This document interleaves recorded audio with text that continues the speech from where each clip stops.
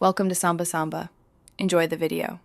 In this video, I will show how to make sushi without a bamboo mat. You don't need special equipment to enjoy homemade sushi. We'll explore common kitchen items like plastic wrap or a clean kitchen towel that work perfectly. These alternatives provide the necessary structure to create beautiful, tightly rolled sushi. Get ready to transform your kitchen into a sushi bar with just a few simple tricks and a little bit of patience. It's easier than you think to achieve professional-looking results. First, let's prepare our rolling surface.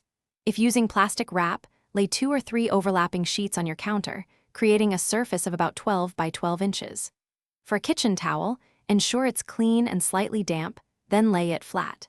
This base will provide the necessary grip and flexibility for rolling. Remember to keep a small bowl of water nearby to moisten your hands, preventing the sticky sushi rice from adhering to your fingers as you work.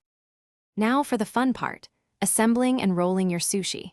Spread about 1 cup of prepared sushi rice evenly over your plastic wrap or towel, leaving a 1-inch border at the top. Place your favorite fillings, like cucumber, avocado, or fish, in a horizontal line across the middle. Using your fingers, gently lift the edge of the plastic wrap or towel closest to you and begin to roll forward. Apply consistent, firm pressure to create a compact, cylindrical shape, ensuring no gaps remain. Finally, let's finish and slice your beautiful sushi roll. Once rolled, gently press the exposed rice border at the top to seal the roll completely. For slicing, use a very sharp knife, ideally moistened with a little water to prevent sticking. Cut the roll in half, then cut each half into 4 equal pieces, yielding 8 perfect sushi bites. Remember to wipe your knife clean between each cut for the cleanest possible slices.